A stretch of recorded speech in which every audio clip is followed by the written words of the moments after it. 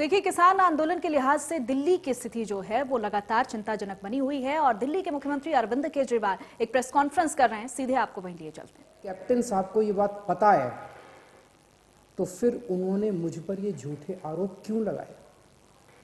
इसका एक बहुत बड़ा कारण है।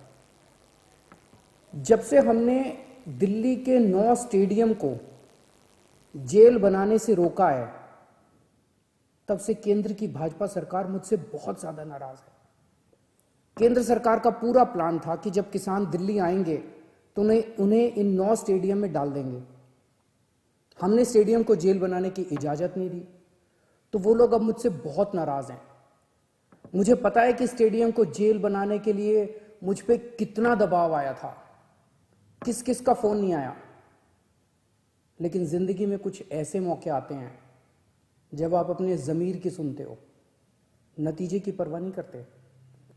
कैप्टन साहब, क्या इन्हीं लोगों का आप पे दबाव है जो आप मुझ पे झूठे आरोप लगा रहे हो, मुझे गालियां दे रहे हो, बीजेपी की बोली बोल रहे हो, बीजेपी के साथ ये दोस्ती निभा रहे हो, या कोई दबाव है क्योंकि आपके परिवार पे ईडी के केस चल रहे हैं आजकल और ईडी के नोटिस भी आ रहे हैं आजकल। कैप्टन साहब के पास ये बिल रोकने के कई मौके आए। पंजाब के लोग पूछ रहे हैं कि तब कैप्टन साहब ने इन बिलों को क्यों नहीं रोका। आज से 1.5 साल पहले 2019 में केंद्र सरकार ने ये तीनों काले कानून बनाने के लिए एक कमेटी बनाई थी। उस कमेटी में पता है कौन था? उस कमेटी में कैप्टन साहब थे।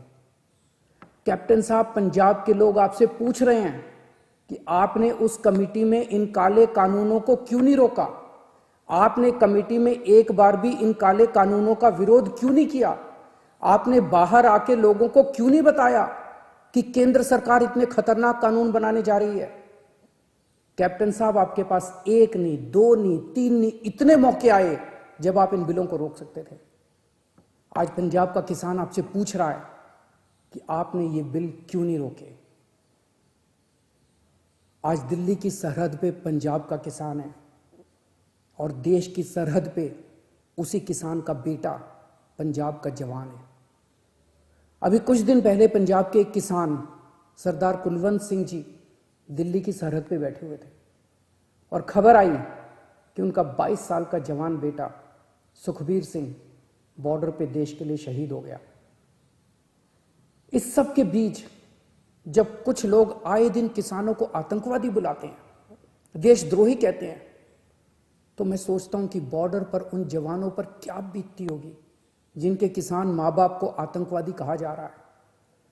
आज हम सबको तय करना होगा कि हम देश के किसानों के साथ हैं या उन्हें आतंकवादी कहने वालों के साथ हैं। मेरी सभी देशवासियों से अपील है कि हर देशभक्त किसानों का साथ दे।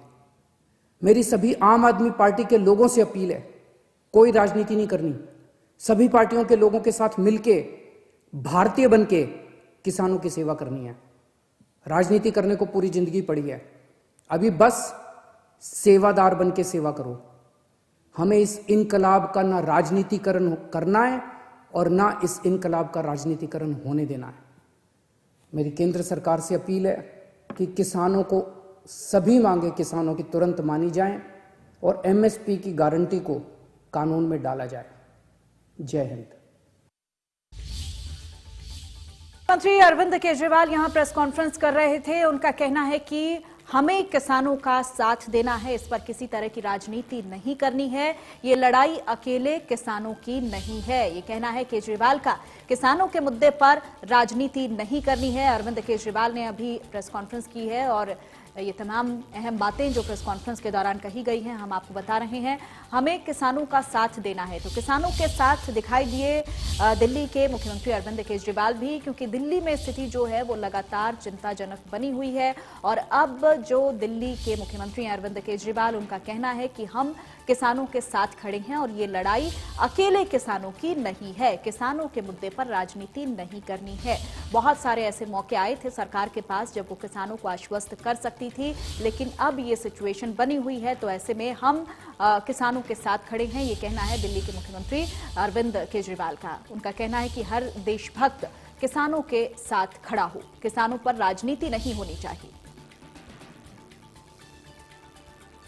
उनका कहना है कि राजनीति के लिए पूरी जिंदगी पड़ी है और किसानों के मुद्दे पर राजनीति नहीं करनी है।